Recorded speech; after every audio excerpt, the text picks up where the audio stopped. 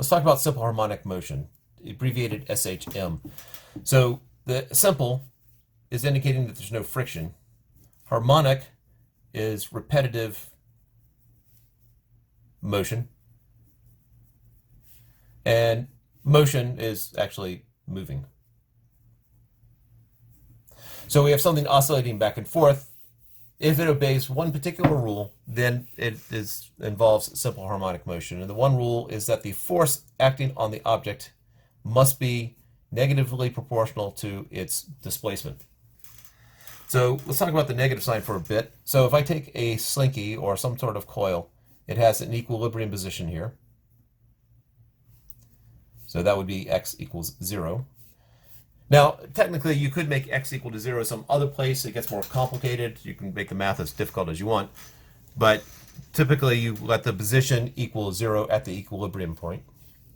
And so if I stretch it down this way, if I pull down on the slinky, the force the slinky exerts is back. The slinky always wants to get back to equilibrium.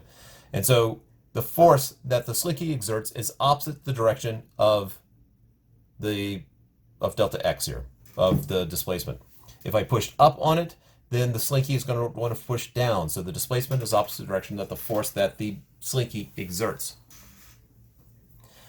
If I plugged into F equals ma, I get negative k delta x is equal to mass times acceleration. So I have negative k delta x minus ma equals 0. Bringing that over. And so I have k delta x plus ma equals 0. Now I need some function here. I have delta x and I have a. They're definitely related to each other. All right, so we have this position and we have a. Matter of fact, I'm going to drop the delta here. We're going to set, that is basically the origin there. And so we have kx plus ma equals 0. So this is the position, again, relative to equilibrium. And this is the acceleration. Well, I know that velocity is the derivative of x with respect to time, and I know acceleration is the derivative of velocity with respect to time. So I need some function here that when I take the second derivative of it, that I will get the negative basics of what I started with. So it turns out there is such a function. So if I got my position function be some amplitude times the cosine of omega t plus phi. Let's sort of define some of these things. This omega here is the angular frequency. Phi here is known as the phase shift. And a is the amplitude. Then if I take this derivative, my velocity vector would then be a omega, negative a omega sine omega t plus phi. Just taking the first derivative of that with respect to time. And then acceleration, so this is x dot and this is v dot. We'd get negative a omega squared cosine omega t plus phi. So the basic structure right here stays the same. So if I go back to my equation, I end up with k times the amplitude of cosine omega t plus phi is equal to equals negative mass times acceleration, which is negative a omega squared cosine omega t plus phi.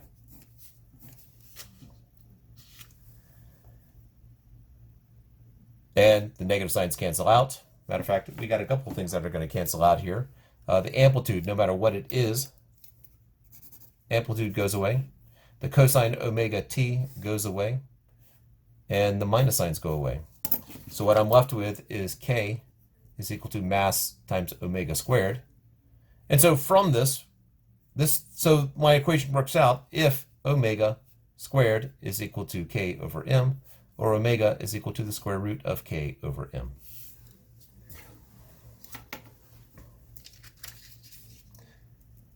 So we've come up with two important things. One, for something in simple harmonic motion, the position vector can be expressed as either a cosine or sine of phi. And therefore velocity becomes a omega, negative a omega sine omega t plus phi.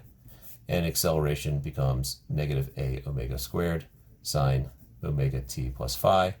And omega is the square root of k over m. Now let's talk a little bit about k and m here.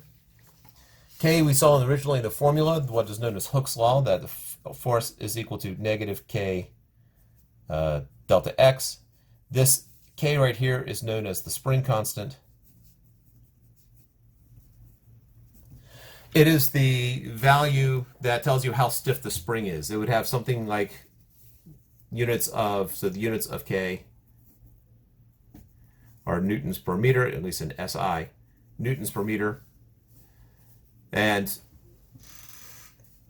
so it tells you how many newtons is required in order to stretch or compress an ideal spring or elastic material 1 meter.